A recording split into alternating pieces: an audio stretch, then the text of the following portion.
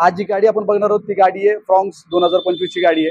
तिच्यामध्ये किट जे आपण इन्स्टॉल केलं मी आता आपल्याला दाखवणार फिटिंग क्वालिटी वगैरे। तर तिच्यामध्ये किट आपण जे लावलंय ते मिजोचं sequential single ECM coupler to coupler मध्ये येतं ते 8 इंजेक्टरसाठी। तो आपण तो ईसीएम याच्यामध्ये इन्स्टॉल केलाय। गाडी रनिंग किती झाली आता, पेट्रोलवर किती चालवली गाडी आपण? ऑलमोस्ट पेट्रोलवर मी फक्त 4,500 किलोमीटर चालवली होती आणि सरांचे व्हिडिओ बघूनच निर्णय घेतला होता की 4,500 किलोमीटरवर गाडी सीएनजी करायची म्हणजे खूप मोठं धाडसी काम आहे तसं। म्हणजे आपण ते जेव्हा बघायला आले होते तेव्हा आपल्याकडे क्रेटा वगैरे गाड्या चालू होत्या, त्यावेळेस सरांनी बघितलं आणि मग ते फिटिंग क्वालिटी बघूनच सरांनी तो निर्णय घेतला।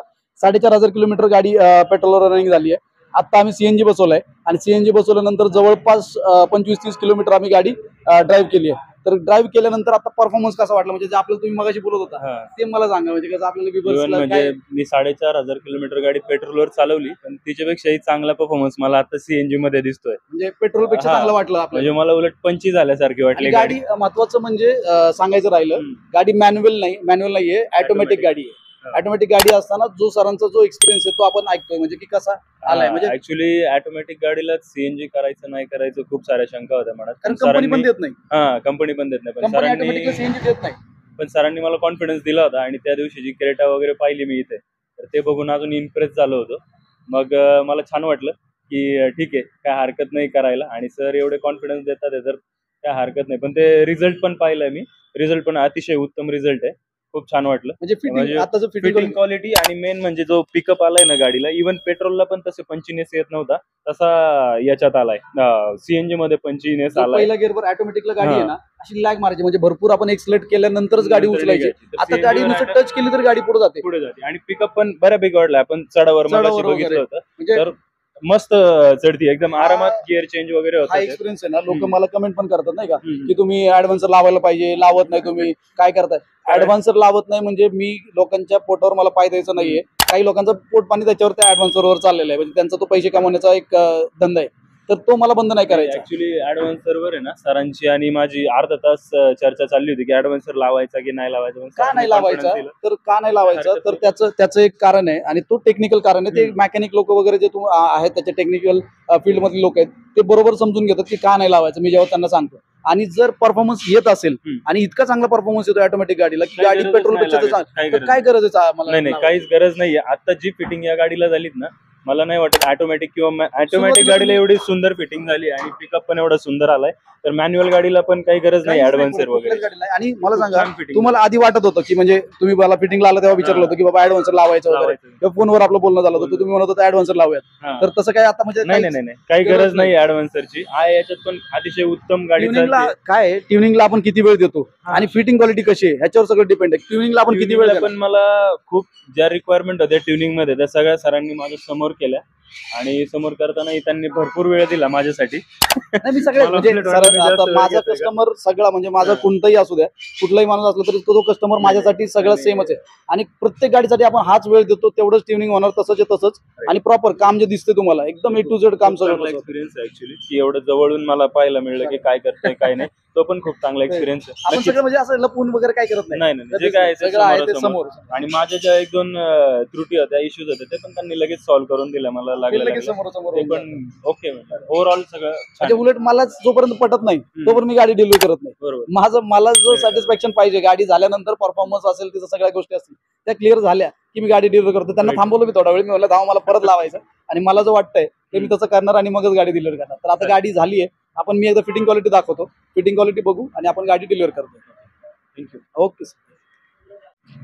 तर आपण बघतोय फ्रॉन्क्स 2025 मॉडेल आहे, त्याच्यामध्ये आपण जे सीएनजी किट इन्स्टॉल केलंय ते मिजोचं सिक्वेन्शियल कपलर टू कपलर मधलं जे येतं तो आपण ईसीएम याच्यामध्ये इन्स्टॉल केलेला आपण बघू शकतो। या ठिकाणी प्रॉपर ब्रॅकेट केलंय त्याला दोन्हीकडे आणि तो अशा प्रकारे फिट केलाय।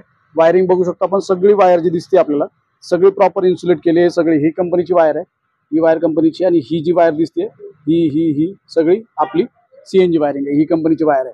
तर वायरिंग मधला डिफरन्स आपण बघू शकतो की एकदम प्रॉपर काम झालंय, म्हणजे एकदम जे तुम्हाला जर गाडी जर बघितली कोणी जे टेक्निकल नॉलेज ठेवणारे लोक आहेत, त्यांना जे मेकॅनिक वगैरे आहेत त्यांनी जर बघितलं तर ते सांगू शकतील की ही गाडी कशा प्रकारे फिट झाली आहे। म्हणजे आपण जो फील आहे, जो त्याचा जो फिनिशिंग आहे ती एकदम कंपनीसारखी फिनिशिंग आली आपल्याला बघायला मिळेल।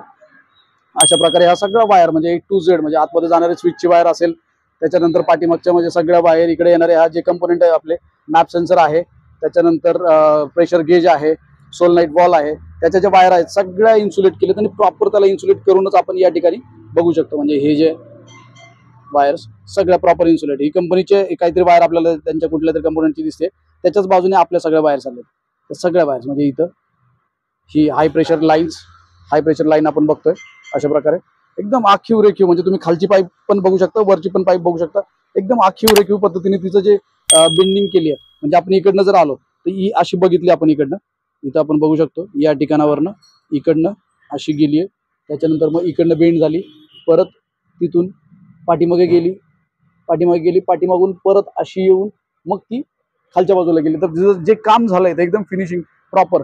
रिड्युसर लावण्यासाठी आपण फॅब्रिकेटेड ब्रॅकेट जे आपण बनवतो, पाठीमागे मी आता इथे एक क्लिप टाकेल सिनेमॅटिक मध्ये, ती आपल्याला बघायला मिळेल की पाठीमागचं काम कसं झालंय. म्हणजे पाठीमागे जे इंजेक्टर इन्स्टॉल केले त्याच्यासाठी जे ब्रॅकेट बनवलंय ते ब्रॅकेट सुद्धा आपण स्वतः बनवतो, फॅब्रिकेटेड ब्रॅकेट बनवतो आणि ते लावलंय. किती फिनिशिंग मध्ये काम झालंय, म्हणजे एकदम व्यवस्थित. म्हणजे जे गाडीचा फील आहे तो आपल्याला बघायला मिळेल की एकदम कंपनी फिटिंग सारखा फील आलाय. प्रॉपर मॅप सेन्सर लागला या ठिकाणी, एकदम सरळ जो त्याची टॉप साईड असते तशी टॉप साईड लागली आहे, प्रॉपर काम झालंय. हे सगळंच पूर्ण गाडी तुम्ही आपण बघू शकतो. एकदम तिचं जे इंजिन आहे, जसं तिचं इंजिन आहे तो तसं आपल्याला सगळं बघायला मिळतं. जे आपल्या वायरिंग वगैरे आहेत त्या सगळ्या प्रॉपर वायरिंग तिच्यामध्ये इन्स्टॉल केलंय. प्रत्येक ठिकाणी टाय क्लिपने त्याला क्लॅम्प केलंय व्यवस्थित. आणि बॅटरीचे कनेक्टर सुद्धा, म्हणजे आपण नेहमी सांगतो की बॅटरीचे कनेक्टर सुद्धा आपण इन्सुलेट करतो. आजपर्यंत कोणी म्हणजे तुम्हाला बघायला मिळालं नसेल की कोणी करतं. तर अशा प्रकारे आपण हिचा हा इंजिन बे बूट स्पेस मध्ये सुद्धा आपण एकदा दाखवून घेतो बूट स्पेस कसं आहे. सरांचा उफर वगैरे आहे गाडीमध्ये, तर आपण बघतोय. तर या ठिकाणी त्यांचा उफर वगैरे ठेवून सुद्धा भरपूर, म्हणजे उफर बसलाय त्याच्या पलीकडे थोडीशी जागा आहे, त्याच्या आतमध्ये आपल्याला जागा बघायला मिळते. तर अशा प्रकारे तिचं सगळं इन्स्टॉलेशन झालंय आणि 60 लिटरचा टँक आपण याच्यामध्ये इन्स्टॉल केलाय. उपर लावला इकडे, या साईडला उपर लावला, या साईडला अजून तेवढीच जागा शिल्लक आहे दोन्ही बाजूला जर आपण बघितलं तर. अशा प्रकारे फ्रॉम्स आपली इन्स्टॉलेशन झालेलं आहे.